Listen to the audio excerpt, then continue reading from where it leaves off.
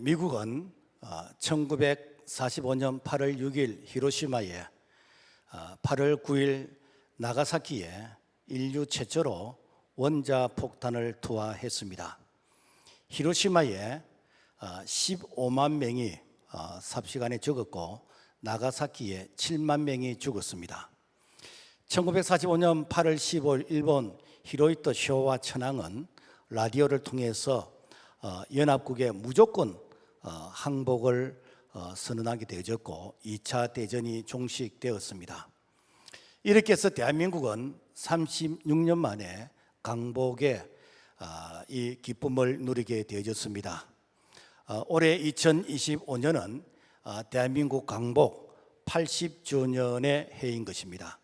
이 광복이란 것은 빛광자 그리고 돌아올 복자, 그래서 빛을 회복한다라는 것인데 넓은 의미로서 나라를 되찾다라는 그런 의미로 강복절이라고 합니다.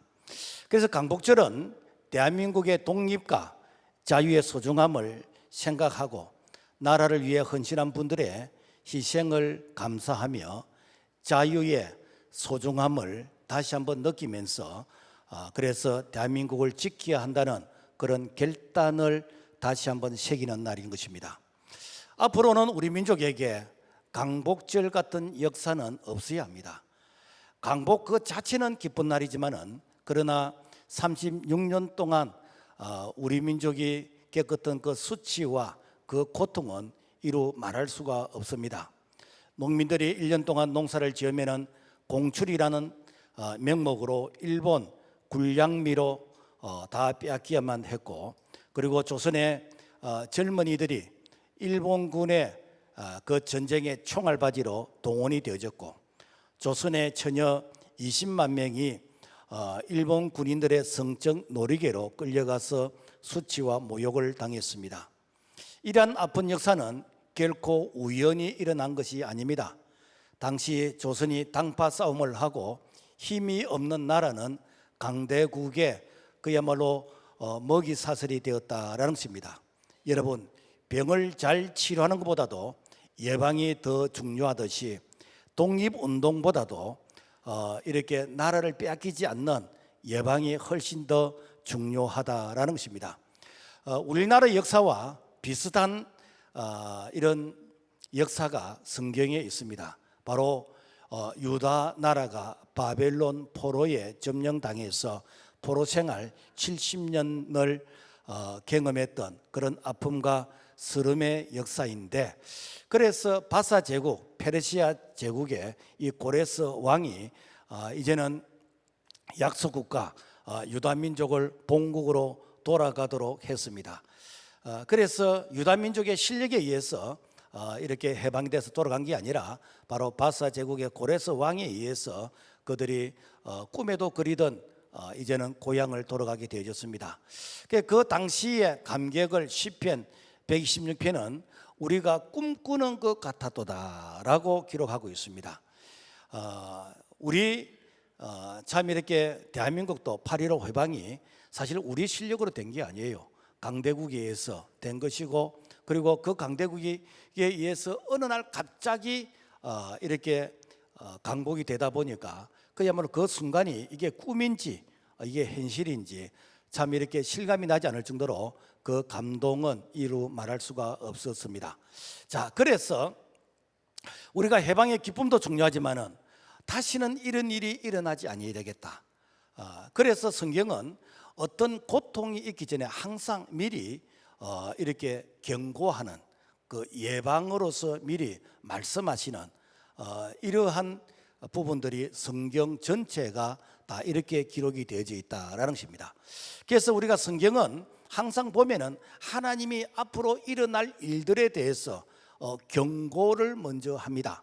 우리가 선악과에 대해서도 하나님이 경고를 하셨는데, 창세기 2장 16절과 17절 같이 한번 읽어볼까요? 시작. 여호와 하나님이 동산 각종 나무의 열매는 내가 임의로 먹되 선악을 알게 하는 나무의 열매는 먹지 말라. 네가 먹는 날에는 반드시 죽으리라. 인류의 첫 사람 아담과 하와는 선악과를 먹지 않아도 사는데 아무런 지장이 없습니다. 먹기에 아름다운 나무가 지척에 있었고 그리고 생명나무도 있었습니다. 그럼에도 불구하고 먹지 말라는 선악과를 먹었다는 것은 이것은 탐욕인 것이고 하나님의 말씀에 대한 도전과 불순종이었다라는 것입니다. 그 결과 하나님과 관계가 단절되어졌고 그야말로 원죄, 정령죽으리라는 그 죽음이 들어오게 되어졌다라는 것입니다. 그러니까 선악과는 하나님이 아담을 사랑하시는 경고문이었고 그리고 게시판이었습니다. 우리가 여름에 더워서 수영을 하고 싶을 때 가끔 큰 강이나 저수지에 이 저수지는 수심이 깊고 또 물이 차갑기 때문에 수영을 금합니다. 김해 시장백 이렇게 해가지고 그 경고문 게시판을 붙여놓은 걸 보게 됩니다. 이것은 시민을 이렇게 불행하게 하는 것이 아니라 시민의 생명과 안전을 보호하기 위한 그런 경고문 게시판인 것입니다. 우리 하나님께서도 성경을 통해서 우리에게 참 많은 이 경고문 게시판을 이렇게 걸어놨습니다. 613개 율법 가운데서 248개는 하라는 명령이고 365개는 하지 말라. 압축하면은 하나님을 사랑하고 이웃을 사랑하고, 이것이 무엇인가? 하나님이 자기 백성을 사랑하시는 경고문 그리고 게시판이다라는 것입니다. 하나님께서 인류 최초로 홍수로서 심판한 이 심판의 사건도 이미 경고를 했습니다. 창세기 6장 5절에서부터 7절 같이 한번 읽어볼까요? 시작.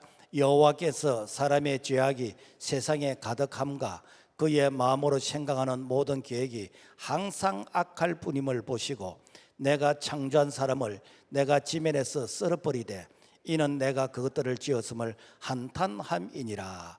하나님이 홍수 심판하시기 전에 먼저 경고했습니다. 너희들이 죄악이 이렇게 관영했다. 그래서 내가 홍수로 심판을 하고 싶다. 그런데 당시에 이 하나님의 경고를 들었던 사람들은 콧방귀를 뀌었습니다. 왜? 그 시대는 홍수라는 것을 본 적이 없어요. 그리고 이 지금같이 이렇게 장대비가 내리는 이런 것을 본 적이 없습니다. 그러니까 그들이 콧방귀를 뀌었어요. 노아가 방주를 만들어서 방주에 들어가기 전까지 그들은 먹고 마시고 시집장가가고 자기 일상에 이렇게 몰입했지, 그 경고에 대해서 전혀 그들이 이렇게 준비하지 않았다라는 것입니다. 그래서 경고를 무시했던 사람들은 이 홍수 심판을 통해서 다 죽었습니다. 그러나 노아는 믿음으로 준비를 했습니다. 히브리서 11장 7절, 믿음으로 노아는 아직 보지 않는 일에 경고하심을 받아 굉회함으로 방주를 준비하여 그 집을 구원하였으니. 하나님께서 오늘날도 우리를 향해서 개인적으로나 민족적으로나 국가적으로 심판하시기 전에 항상 경고부터 합니다. 그러나 이 경고를 콧방귀 끼고 이 경고를 듣지 않으면 나중에는 이제는 피할 길이 없다라는 것입니다. 그래서 경고는 바로 사랑이다라는 것입니다.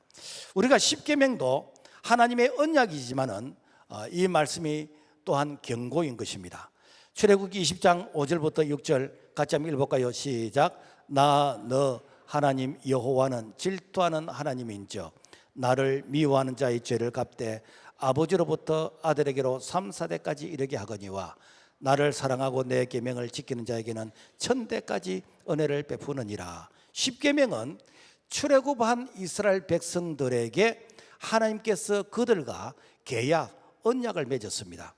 자, 너희들은 이제는 애굽의 문화와 사상으로 살지 말고 하나님의 말씀 중심으로 살아라. 오늘날 말하면 구원받은 너희들은 세상의 문화, 세상의 타락한 그런 가치 기준으로 살지 말고 하나님 말씀 중심으로 살아라.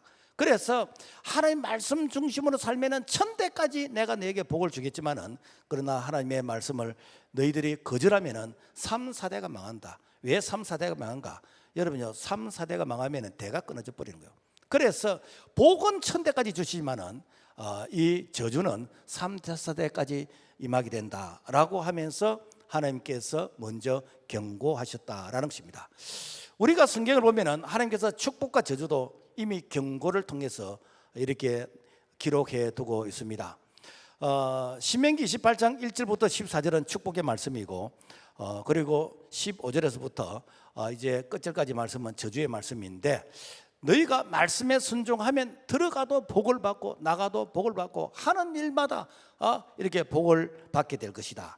그 조건이 무엇인가? 신명기 28장 우리 1절에서부터 한번 읽어볼까요? 시작. 너가 너 하나님 여호와의 말씀을 삼가 듣고 내가 오늘 너에게 명령하는 그의 명령을 지켜 행하면 네가 들어와도 복을 받고 나가도 복을 받을 것이라. 무엇인가? 하나님의 말씀 잘 듣고 이 말씀대로 순종하면은 하는 일마다 복을 받는다.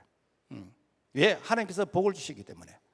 그렇지만은 말씀에 불순종하면 어떤가? 하는 것마다 또 저주를 받는 거예요. 신명기 28장 15절에서부터 같이 읽어볼까요? 시작. 너가 만일 너 하나님 여호와의 말씀을 순종하지 아니하여 모든 명령과 규례를 지켜 행하지 아니하면 네가 들어와도 저주를 받고 나가도 저주를 받을 것이라. 무엇인가? 하나님의 말씀을 거절하면은, 다른 말 하면은 네 생각대로 살면은 하는 것마다 안 되는 것마다. 그래서요, 이 복은 하나님이 주시는 것이요. 아이고 목사님, 그 세상 사람들 보니까 하나님 안 믿어도 복 많이 받던데요. 그거는 복이라는 것 때문에 나중에 망합니다. 하나님과 멀어져 버려. 그래서 하나님이 주시는 축복은 이 복이 나를 통해서 살리는 일에, 이 복이라는 것 때문에 우리가 하나님 앞에서 더 크게 이렇게 영향력을 끼치는 그런 모습으로 쓰임을 받게 되진다라는 것입니다. 하나님께서 이 예루살렘의 멸망도 미리 경고를 했어요. 누가복음 23장 27절 보면은 가슴을 치며 슬피우는 여자의 큰 무리가 따라오는지라. 예수께서 예루살렘의 딸들아 나를 위하여 울지 말고 너희와 너희 자녀들을 위하여 울라. 무슨 말인가? 예수님의 십자가 사건은 하나님의 구원의 성취이지만은, 그러나 메시아를 죽인 유대인들, 이 피를 우리와 우리 자손에게 돌릴지어다 라고 했던 그 유대인들을 향해서는 그야말로 심판의 경고를 하셨습니다. 실제로 서기 70년 로마의 티투스 장군에 의해서 이 예루살렘이 정복이 되어지고 돌 하나도 돌 위에 남지 않는다라고 했을 때에, 지금 예루살렘에 가보면은 그 통곡의 벽이라고 있습니다. 그 조금 남아 있어요. 그 나머지는 전부 다 성벽이 다 무너졌습니다. 그리고 유대인들이 엄청나게 그야말로 학살을 당하고 디아스포라로 흩어지게 되어지고, 그들이 카타곰, 이게 굴이라고 할 정도로 지하 이게 굴 속에 숨게 되어지고, 그 후에도 로마의 10대 대밖에 약 한 300년 동안 그야말로 이 기독교인들이 박해를 당하고, 십자군 전쟁, 독일의 히틀러에서 600만 명이 가스실에서 학살을 당하는, 지금도 중동의 하약고로서 전쟁이 계속되고 있는 거, 여러분요, 이게 바로 메시아를 죽인 그들의 경고를 무시했다라는 것입니다. 뿐만 아니라 예수님의 재림도 경고로서 우리에게 말씀하고 있습니다. 마태복음 24장 37절에서부터 쭉 보면은 노아의 때와 같이 인자의 임함도 그러하리라. 그러므로 깨어있으라. 생각하지 않은 때 인자가 오리라. 노아의 때, 사람들이 아니 여태까지 홍수를 본 적이 없고 여태까지 소나기를 본 적이 없는데 그런데 무슨 이렇게 홍수 심판이 있느냐라고 하면서 그들이 무방비 상태로 있을 때에, 그때에 이 노아의 홍수가 그야말로 노아 가족 외에는 전 인류가 다 이렇게 수몰되어서 다 이렇게 죽었습니다. 자, 그와 마찬가지로 예수님의 재림도 이 생각지 않은 때 온다는 거예요. 왜 생각지 않는가? 사람들 생각할 때 아니 어제도 태양이 떴고 오늘도 태양이 떴고 내일도 태양이 뜰 것이며 그래서 이렇게 아무런 일이 일어나지 않을 것이다. 그리고 기독교인들이 뭐 재림 얘기하는데 이거는 이렇게 좀 광신자들이 하는 말이고, 이것은 사회 불안을 일으키는 그런 얘기다라고 하면서 이런 얘기를 해서 그야말로 인정하지 않으려고 합니다. 그렇지만은 예수님의 재림은 믿는 자들에게는 주 예수의 어서 오시옵소서. 왜? 믿는 자들에게는 이렇게 혼인잔치의 축복이지만 믿지 않는 자들에게는 무슨 심판이 임하기 때문에, 그래서 이렇게 경고 그 자체가 무엇인가? 이것이 축복이요. 여러분, 경고하지 않고 갑자기 뭐 이렇게 노홍수가 임하고, 경고하지 않고 갑자기 예수님이 재림하신다면은 사실은 죄로 인해서 심판받아야 되지만 얼마나 억울하겠습니까? 그렇지만은 경고라는 것은 이렇게 준비하라, 회개하라, 깨어 있으라. 그래서 이 경고가 바로 하나님의 사랑이시다라는 것입니다. 자, 그렇다면은 우리가 성경에서 경고만 볼 것이 아니라 우리 민족의 역사적으로 볼 때 예방을 하지 못한 우리 민족의 아픈 비극을 한번 살펴보기를 원합니다. 1590년 임진왜란이 일어났죠. 임진왜란이 일어나기 전 이 조정은 동인과 성인, 지금 말하면 여당과 야당이 그야말로 피 터지게 싸웠습니다. 1590년 조선 선조왕은 조선 통신사로 항윤길과 김성일을 일본 사절단으로 보내서 일본이 지금 현재 어떻게 이 조선에 대해서 생각하고 있는지 한번 이렇게 정세를 살펴보고 오라라고 사절단을 보냈습니다. 자, 그래서 이 항윤길은 일본이 조선을 침략하기 위해서 침략을 준비하고 있고, 그래서 조선을 통해서 명나라를 침략할 것입니다. 그렇기 때문에 조선은 전쟁을 준비해야 됩니다 라고 보고를 했어요. 그렇지만 김성일은 반대를 위한 반대를 한 겁니다. 일본은 그런 능력도 없고 그런 생각도 하고 있지 않습니다. 전하 안심하시옵소서. 선조왕은 김성일의 보고를 받아들여서 침략을 준비하지 않았습니다. 그 결과 일본의 도요토미 히데요시는 조선을 치게 되어졌고, 조선을 통해서 명나라를 정복하게 되었는데, 그 과정이 7년 동안 그야말로 임진왜란의 그런 고통을 우리가 겪게 되어졌다라는 것입니다. 성경은 항상 우리에게 경고를 합니다. 임진왜란이 아니라도 지금도 경고하고 있습니다. 갈라디아서 5장 15절, 만일 서로 물고 먹으면 피차 멸망할까 조심하라. 그래서 그야말로 이렇게 나라가 잘 되기 위해서 정의로 싸우는 것은 괜찮지만은 서로 그야말로 이 자기의 어떤 당의 이익, 자기 개인의 이익을 위해서 싸우는 거, 이거는 그야말로 망할 징조이다라는 것입니다. 그리고 우리 역사 가운데서 병자호란이라는 것이 있습니다. 1636년 이 청나라가 조선을 침략한 전쟁인데, 당시 조선의 인조왕은 삼전도에서 청나라 이 태종 앞에서 3번이나 큰 절을 하고 9번 머리를 치어박으면서 항복 의식을 했습니다. 그리고 청나라는 조선 여인 60만 명을 포로로 잡아갔는데, 조선의 남자들은 내 아내와 내 딸이 이렇게 청나라의 포로로 잡혀가는 것을 눈으로 보면서 내가 항의도 못했어요. 왜? 힘이 없으니까. 이들이 목숨을 걸고 탈출을 해서 다시 고향으로 돌아왔는데, 고향 사람들은 그들을 한양년이라고, 이게 원래는 돌아올 한자 고향 한양년인데 이걸 발음은 빨리 하다 보니까 한양년, 그래서 여자를 아주 바람 피우는 여자를 갖다가 한양년이라고 하는 것. 그래서 이 한양년이라 해가지고 가정에서 쫓아냈어요. 그래서 이들은 수치를 견디지 못해서 자살하기도 하고, 또 이렇게 여성 비구니가 되기도 하고, 이것이 역사의 아픔이다라는 것입니다. 우리는 어떤 전쟁이든 전쟁은 이겨야 됩니다. 특히 악에게 선으로서 악을 이겨야 됩니다. 베드로서 2장 19절, 누구든지 진자는 이긴 자의 종이 됨이라. 그래서 뭐 이렇게 말로서 평화는 없어요. 여러분, 힘이 있어야 평화가 있는 것입니다. 그렇기 때문에 우리가 나라를 위해서 늘 우리가 기도해야 되고, 그리고 평화의 그런 이 언어의 노름에 절대로 우리가 속아서는 아니 되겠다라는 것입니다. 그리고 우리가 일제 강점기를 한번 살펴보면은 일본은 이렇게 일찍부터 맹치유신이라 해가지고 1868년부터 1872년 3년 동안 그야말로 대대적인 그런 혁명을 통해서 세계화 작업을 했습니다. 그러나 조선은 흥선 대원군이 외세의 그런 침략을 막는다라는 그런 이유로, 그리고 이렇게 내부적으로 정치적 혼란을 막기 위해서 세국 정책을 펴었습니다. 세계는 급속도로 변화되어 가는데 그야말로 영국에서 이 조선까지, 미국에서 조선까지 이렇게 사람들이 오는데, 그런데 이 조선은 우물안 개구리처럼 그야말로 세계 정부에 너무 무지했습니다. 특히 조선 말기에는 지도자들은 오직 자기 뱃슬만 유지하기 위해서 그야말로 막 서로 이렇게 피터지게 싸웠어요. 이러한 때에 그야말로 36년 동안 나라를 빼앗기는 그런 빼앗은 그런 우리 민족의 아픈 역사를 겪었다라는 것입니다.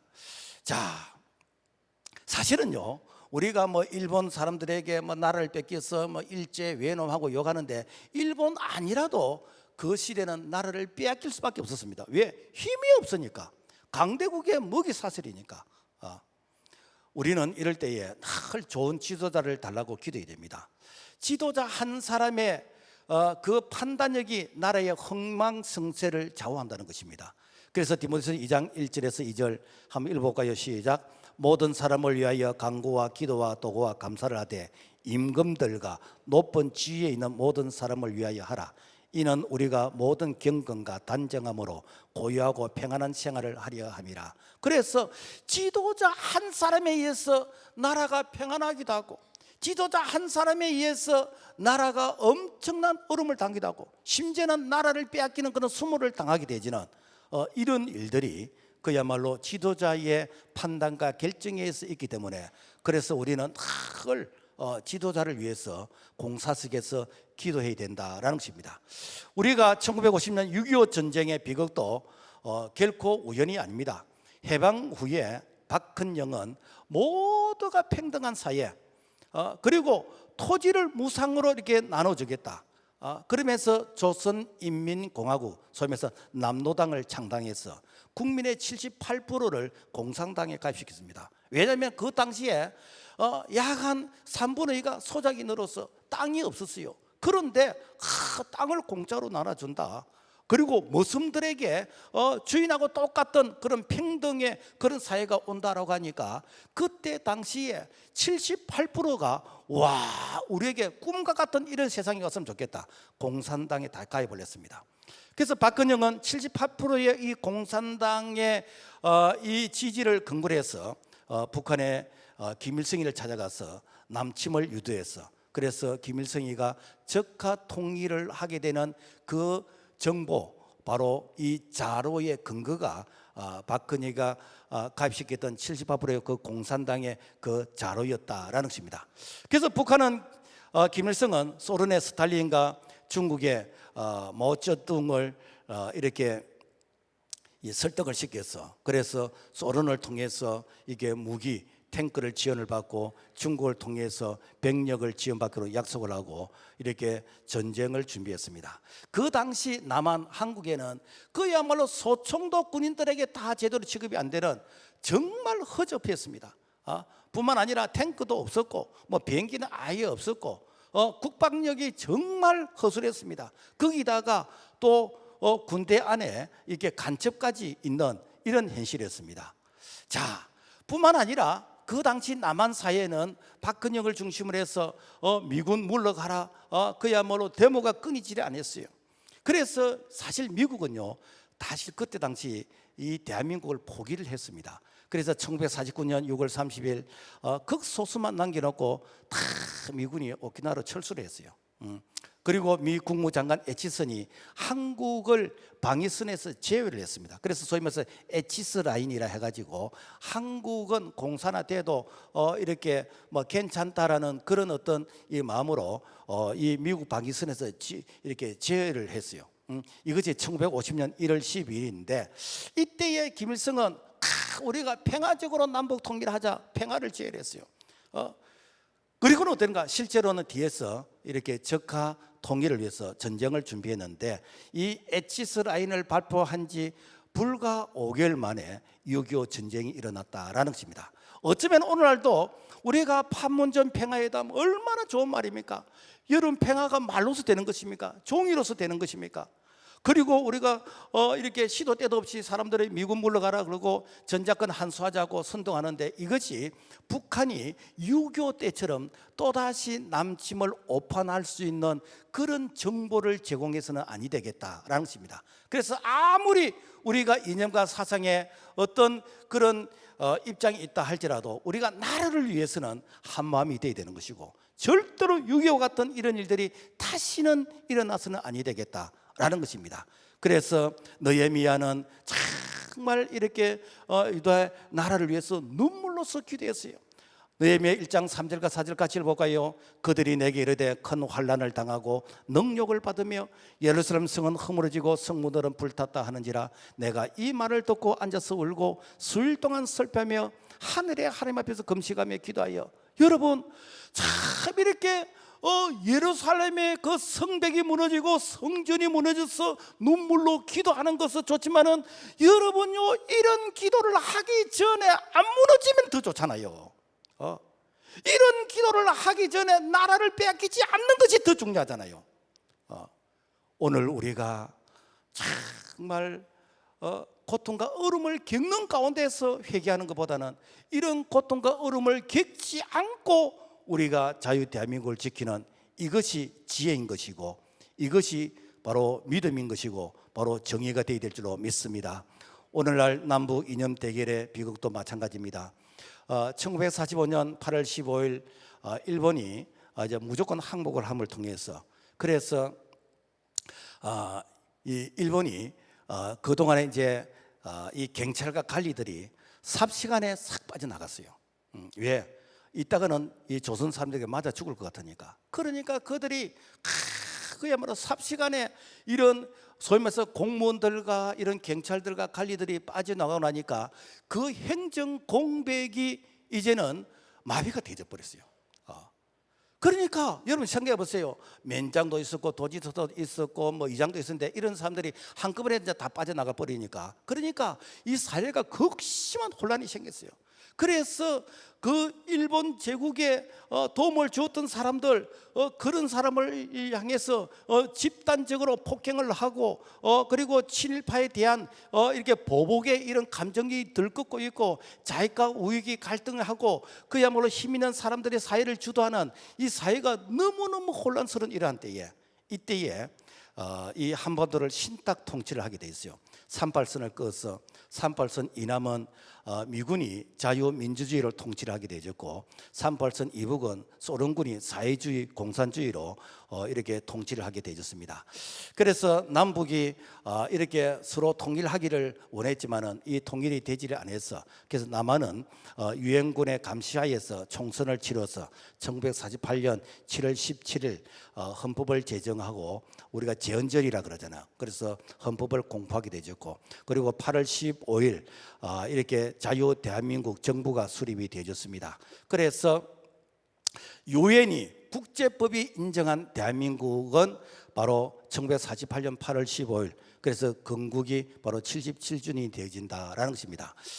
이 사실이 참 중요한 것은 만약에 대한민국 건국이 이렇게 국제법으로 인정이 되지를 않았다면 6.25 전쟁에서 유엔이 한국을 도울 명분이 없습니다.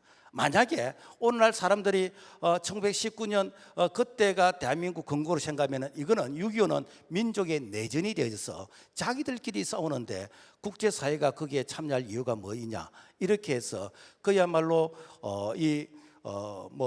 물 건너 불구경은 할 수 있을지언정 참여할 수 있는 명분이 없은 것이요. 이것이 바로 이승만 대통령의 아주 참 이 고도의 정치적인 그런 참 훌륭한 그런 업적이다라는 것입니다. 오늘날 참 우리 민족은 이게 좁은 이런 한반도에서 인구 5천만밖에 되지 않는데 너무 많이 나눠져 있어요. 보수와 진보로 나눠져 있고, 국민이 우선이냐 사람이 우선이냐, 자유시장 경제냐, 전체주의 공산주의 경제냐, 선별복지냐, 무상복지냐, 그러면서 그야말로 사람들 마음을 다 나눠놨어요. 여러분, 그럼에도 불구하고 우리 대한민국이 세계 경제 10위권이 되어지고 군사 강국 6위권이 되진 거, 여러분 우리 민족이 뭐 대단히 우리가 성실하고 건면하고 우리가 뭐 정직하고 우리가 뭐 이렇게 잘할 것이 특별히 있다고 생각되십니까? 모이면은 싸우고 그래서 어떤 이 시내버스에서 사람들이 막 이렇게 다투고 이렇게 싸우더라고요. 그러니까 옆에 있는 이 승객이 한참 보고 있다가 내리면서 여가 교회인 줄 아나 하고 내리더라고요. 이게 여러분 비극 아닙니까? 비극. 교회가 싸우는데 여러분 세상은 왜 안 싸우겠습니까? 이게 비극인 것입니다. 그럼에도 불구하고 일제 식민지와 6.25 전쟁에서 이렇게 대한민국을 지켜준 이유가 무엇이겠습니까? 이유는 단 하나입니다. 하나님께서 우리 민족을 세계 복음화를 위해서 쓰시겠다는 것입니다. 그래서 마가복음 16장 15절 너희는 온 천하에 다니며 만민에게 복음을 전파하라. 마태복음 28장 20절 볼지어다 내가 세상 끝날까지 너희와 항상 함께 있으리라.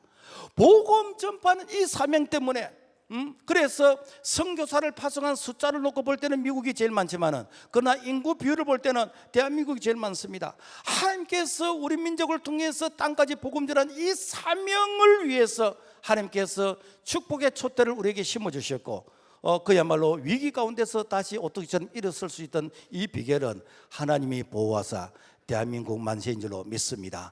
그래서 우리가 이 복음적 이 사명을 우리가 회피하게 되지면은 하나님께서 우리 민족을 축복하시될 이유가 없습니다. 여러분 북한 봐보세요. 북한이 해방 이전에는 남한보다 훨씬 잘 살았고 그리고 동양의 예루살렘이라 할 정도로 평양에 신학교도 있었고 정말 평양에 자랑스러운 장대인 교회도 있었고 정말 북한 땅이 잘 살았습니다. 그런데 왜 북한이 국제 거지가 되었는가? 그 이유는 뭐 다르게 설명할 필요가 없어요. 북한 땅이 일본 귀신을 받아들이는 1938년 9월 9일 평양 성박교회에서 일본 귀신을 받아들이는 그 일에 이렇게 동조했기 때문에 하나님께서 북한 땅을 버리셨어요. 그러니까 되는가? 공산화가 되어지면서 그야말로 국제 거지가 되어지는 이런 비참한 현실이 되어졌다라는 것입니다. 그래서 하나님이 경고하십니다.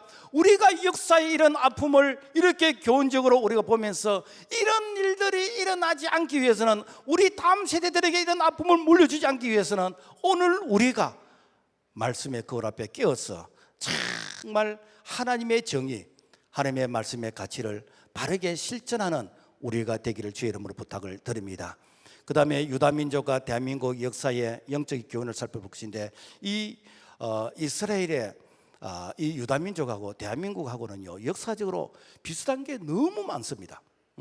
그래서 이 유다민족은 바벨론 포로 70년간 포로 생활했는데 대한민국은 36년 했잖아요. 그런데 그들이 포로 생활한 것과 해방된 것이 다 비슷합니다. 북이스라엘이 이제 아수르의 포로가 되어지고 멸망하게 되어졌는데 그 멸망하기 전에 이미 하나님께서 경고를 주셨어요. 열왕기하 17장 13절에서 보면은 같이 읽어볼까요? 시작. 너희 악한 길에서 떠나 나의 명령과 율례를 지키되 너희에게 전한 모든 율법대로 행하라 하셨으니 그들이 듣지 아니하고 그들의 목을 곧게 하기를 드디어 이스라엘이 고향에서 아수르에 잡혀 가서 오늘까지 이르렀더라. 무엇인가? 이스라엘이 아수르라는 그 나라, 아시리안 그 나라에 이렇게 포로로 잡혀가지고 결국에는 돌아오지 못하고 나라가 망해버렸습니다.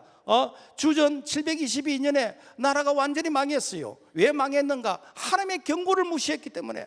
그래서 당시에 우상숭배 바알신과 아세라 신을 섬기는 자들을 향해서 하나님께서 호시아 선지자를 보내고 이사야 선지자를 보내고 아모스 선지자를 보내서 하나님께서 경고를 했는데 그 경고를 무시했습니다. 결국 어떻게 되는가? 그야말로 나라가 없어져 버리죠. 오늘날 우리가 반성경적인 그런 정책, 하나님을 대적하는 그런 법안들, 이런 법안들을 우리가 이렇게 보고만 있으면은 여러분 하나님께서 우리 민족을 축복하시게 될 이유가 전혀 없습니다. 그래서 정말 선지자의 그런 사명으로서 이렇게 목사가 또 이렇게 교회 지도자들이 외칠 때에 아닌 것은 아니기 때문에 아닌 것을 우리가 눈 감고 수용하게 되어지면은 그야말로 북이스라엘이 아수르의 이렇게 포로가 되는 같은 그러한 비극이 일어날 수가 있다라는 것입니다. 그리고 남유다의 멸망도 마찬가지입니다.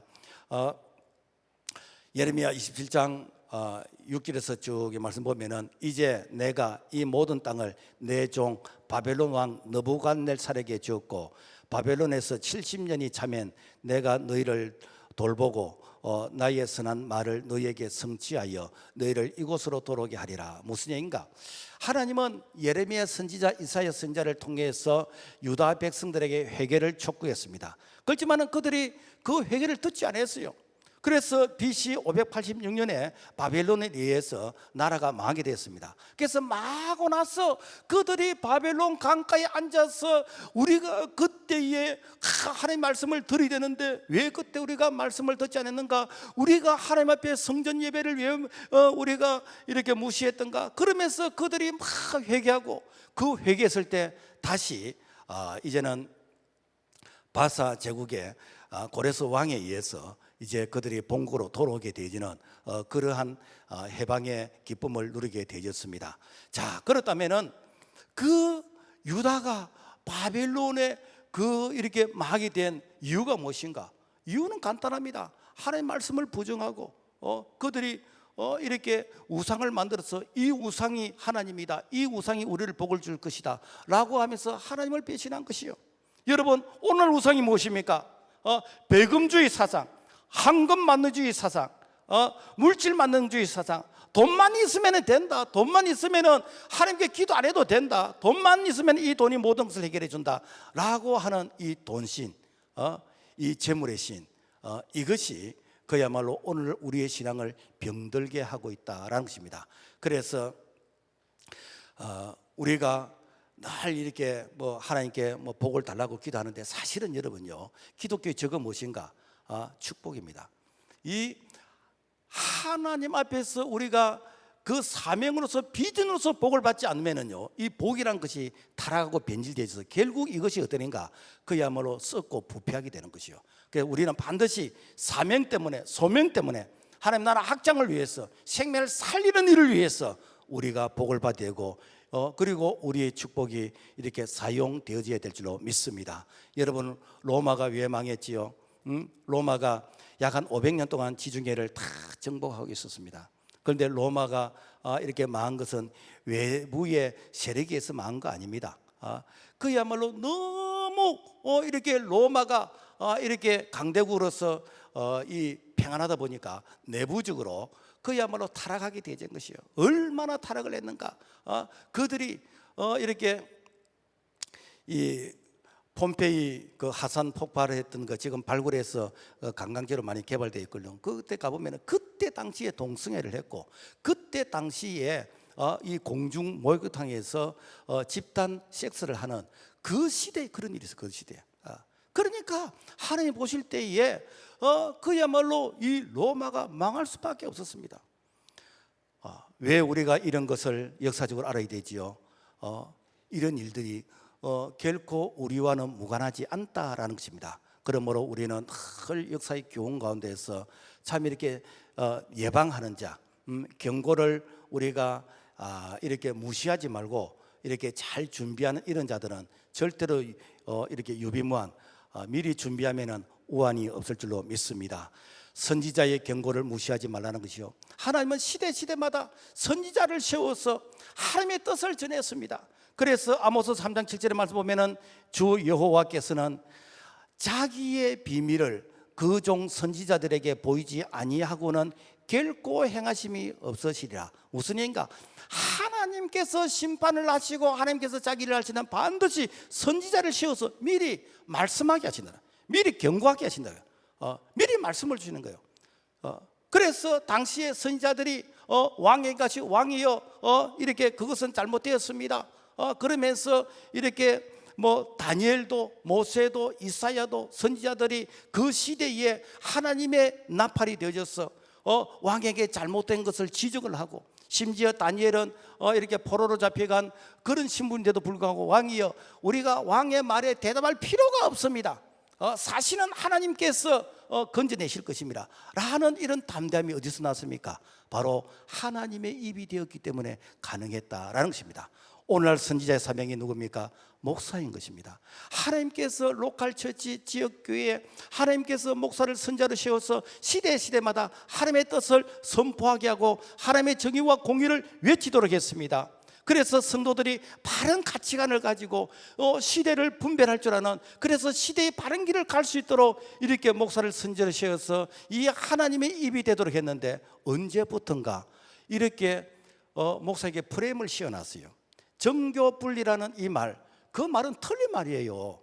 원래 정교분리라는 이 말의 배경은 미국의 제1회 대통령 토마스 제퍼슨에 의해서 이렇게 만들어진 것인데, 국가가 교회를 간섭하지 못하도록, 국가가 교회의 목사의 설교를 통제하지 못하도록, 이것이 무엇인가? 정교분리요. 그런데 이것을 한국으로 들어올 때는 일제시대에 교회가 정부에 대해서 간섭하지 못하도록, 그리고 이렇게 군사 정부 시절에는 교회가 정치에 간섭하지 못하도록 지금도 언론이 이렇게 만들어놨어요. 그러니까 사람들이 전부 다 세뇌가 되어버렸어요. 심지어는 교인들도 그렇게 생각하고 있다니까.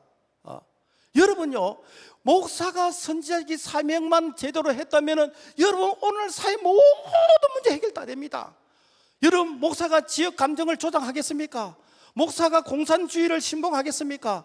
목사가 산화제한을 이렇게 조장하겠습니까? 여러분, 오늘날 모든 사회 갈등들은 무엇인가? 선지자의 입을 다 막아버려서 그래요. 이것이 전체주의 독재 이게 국가들이 하는 그런 행태인 것입니다. 그래서 여러분요, 정말 이 목사가 이렇게 사회의 바른 정의를 외치고 하나님의 말씀의 바른 가치에서 진리의 말씀을 선포할 때, 그때에 여러분 이 사회는 희망이 있는 것입니다. 그래서 목사에게 마스크를 다 씌워놓고 말 못하게 하고 그러면서 이렇게 뭐 말 잘 듣는 진돗개처럼 이렇게 조련을 한다면 우리 민족은 희망이 없습니다. 오늘날 대한민국의 가장 부패한 정치 후진국이 된 이 배경에는 뭐가 있는가? 이렇게 교회 목사님들이 이 정부의 잘못한 이런 부분들, 그러니까 성경적 가치에서 잘못된 이런 부분들을 말을 해야 되는데, 이 말을 어떤 이해관계 때문에, 이념적인 그런 어떤 이해 때문에 말을 안 한 거라. 그러니까 되는가? 결국에는 이렇게 교회가 피해를 입는 것이고 국민들이 피해를 입는 것이고, 오늘 우리는 어떤 정당을 지지하는 게 아닙니다.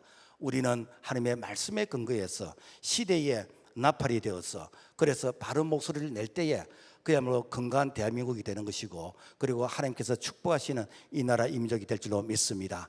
그래서 고린도서 14장 8절, 만일 나팔이 분명하지 못한 소리를 내면 누가 전투를 준비하리요? 그리고 선자를 신뢰하면 행동해진다 그랬는데, 역대하 20장 20절, 유다와 예루살렘 주민들아 내 말을 들을지다. 너희는 그의 선지자들을 신뢰하라. 그리하면 행동하리라. 하나님께서 시대마다 선자를 지었는데 오늘날 이 시대에 선자가 없어져 버려요. 선자 역할을 하면은 사람들이 그것을 오해를 해버립니다. 그러니까 되는가? 마치 브레이크가 파열된 것처럼 손살같이 그야말로 편견된 그런 이념과 그런 가치로 이렇게 기울어지고 있다라는 것입니다. 자, 그래서 치유보다도 예방이 더 중요합니다. 미국의 한리가 쓴 산업재해 예방에서 안전사고가 일어나기 전에는 이런 일들이 일어난대요. 1대 29대 300, 무엇인가? 한 사건의 사고가 일어나기 전에는 29번의 경미한 그런 사고들이 일어났는데요. 그리고 29번의 경미한 사고가 일어나기 전에는 300번 그 안전에 대한 어떤 징후들이 나타난다는 것입니다. 그러니까 결코 우연하게 일어난 게 아니에요. 여러분, 우리가 이렇게 병원에서 뭐 진찰을 받을 때 큰 어떤 병의 그런 그 진단을 받았을 때 그것이 갑자기 하루아침에 생겼습니까? 아닙니다. 그 전에 이미 많은 징조, 많은 그런 증상, 많은 사인이 있었는데 그것을 내가 무시하다 보니까 나중에 큰 병이 되는 겁니까? 그래서 내가 큰 병을 수술하고 큰 병을 치유해서 내가 이렇게 건강이 회복됐다고 자랑하기 전에 사실은 그 병에 안 걸리는 것이, 이것이 자랑이다라는 것입니다. 미국이 세계 최강이 될 수 있던 이유가 무엇인가? 제가 짧은 글을 몇 개 읽었는데 보니까 미국 오렌지 카운터 이 장로님 권사님의 자제 중에서 하버드 법대를 졸업하고 미국 FBI 이 간부 시험에 합격을 했어요.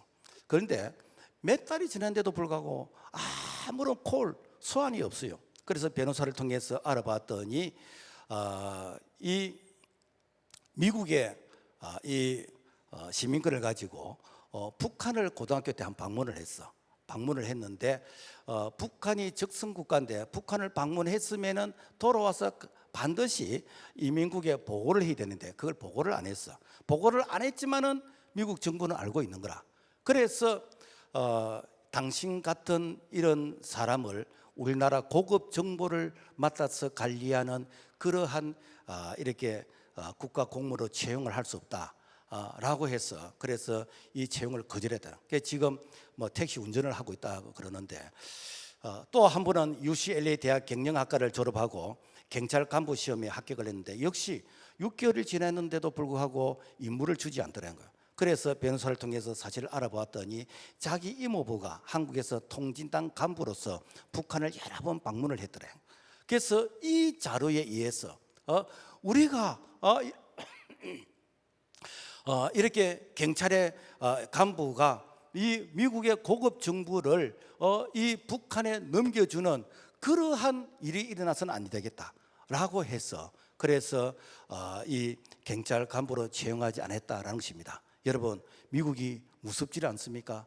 미국이란 나라는 170여 개국의 소수 민족이 모여서 미합중국이라는 나라를 형성하고 있는데 이렇게 되기까지는 우리가 생각할 때는 뭐 그 큰 나라가 뭐 이렇게까지 할 필요가 있을까라고 생각이 되는데 이 정도까지 세밀하게 그야말로 국가 이렇게 안보를 위해서 애를 쓰더라라는 것입니다.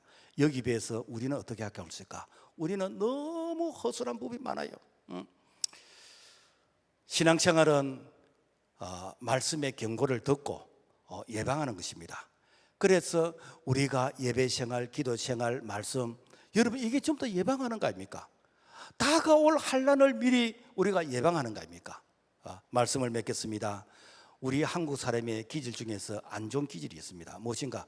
평소에는 말을 안 듣다가 한번 화들짝 놀라고 한번 이렇게 뒤면은 그때의 어병을 일으키고 독립운동을 하고 그 다음에 금식하면서 기도하고 그때 정신 차리는데 그거는 그렇게 좋은 그런 기질이 아닙니다. 정말 좋은 것은 예방입니다.